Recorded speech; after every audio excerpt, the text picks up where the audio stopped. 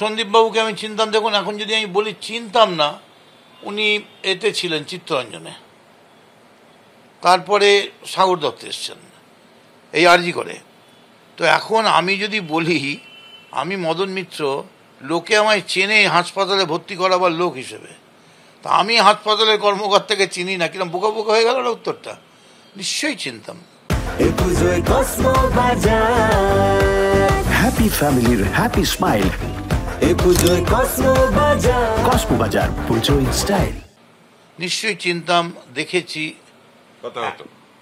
কথা কি হবে, আমাদের তো আর প্রেমের কথা হবে না, হলে একটাই কথা হতো, আমাদের ব্রেনটা পড়ে লরির তলা ব্রেনটা ছিটরে গেছে, নয় পেটের ওপর দিয়ে চাকা চলে গেছে, নয় হাঁটু দুটো ভেঙে গেছে, নয় কিডনি বদল করতে হবে, নয় এক্ষুনি ব্লাড চাই।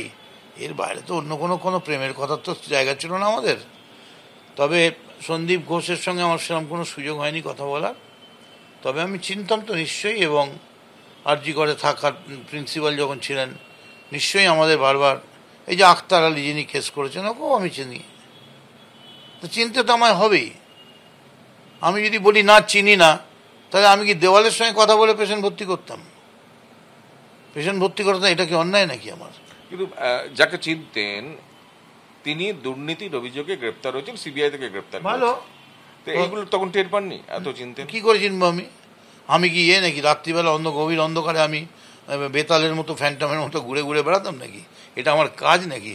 না আমি খোঁচর? আমার সকালবেলা দরকার হতো, রাতের বেলা দরকার হতো, কে কোন পেশেন্ট মারা যাচ্ছে, মরিবান, কাকে সাপে কেটেছে, কে গাছ থেকে পড়ে গেছে, কে ছাদ থেকে পড়ে গেছে, কার মাথার ঘিলু বেরিয়ে গেছে, সেই পেশেন্ট ভর্তি করার জন্য আমি আমার লোক পাঠাতাম, প্রয়োজনে হাসপাতালে অ্যাম্বুলেন্সের ব্যবস্থা করতাম ইত্যাদি। এদের মধ্যে যদি দুর্নীতি থাকে, সিবিআই তো তদন্ত করছে। কিন্তু হাসপাতাল প্রশাসনের সঙ্গে আপনার প্রায় নারীর টান। এসএসকেএম একটা সময় বাম আমল থেকে আপনি এসএসকেএমে মানে রোগী ভর্তি করিয়েছেন বা সেখানে থেকেছেন। এখনো করি। মাঝে বিরক্ত হয়েছিলেন একবার।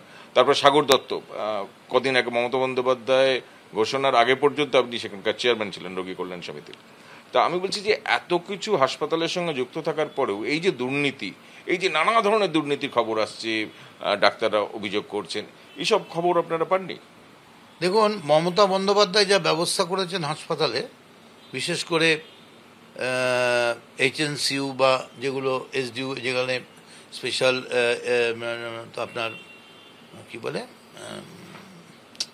ভেন্টিলেটর, ICU কেয়ার রয়েছে, সেখানে মমতা বন্দ্যোপাধ্যায় বারবার বলছেন কোনো কেস রেফার করা যাবে না, এবং যদি রেফার করতে হয় তাহলে রেফার করার আগে কোথায় কন্ট্রোল রুমে দেখতে হবে কোথায় বেড খালি আছে, সেইটা দেখে সেই জায়গায় তাকে রেফার করতে হবে, প্রয়োজনে হাসপাতালের অ্যাম্বুলেন্স দিয়ে তাকে পাঠাতে হবে।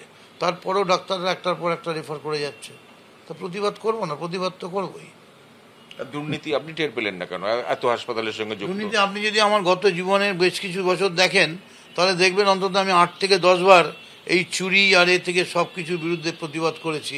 দালাল রাজ থেকে শুরু করে এমন কোনো কিছু নেই যার বিরুদ্ধে আমি রুখে দাঁড়াইনি। এমনকি আমি নিজের হাতে দালাল ধরে পুলিশের হাতে তুলে দিয়েছি সাগর দত্তে। পিজির সামনে দাঁড়িয়ে আমি চিৎকার করেছি পুলিশের কাছে গিয়ে যে দালালরাজি চলছে, এত টাকা নিয়ে চলছে। এই ব্যাপারে পার্টিও আমার সম্বন্ধে অবহিত। কিন্তু এখন আমি যদি সবসময় হাসপাতালের মধ্যে একটা গোলমাল করি, তাহলে হাসপাতালের স্বাভাবিক অবস্থা নষ্ট হবে। সেটা তো। আপনি দুর্নীতির খবর কি পার্টিকে বা সরকারকে জানিয়েছিলেন? এটা যদি আমি বলি যে আমি জানাইনি বা সরকারকে বলা আমার সময় পাইনি, তাহলে এটা ভুল বলা হবে।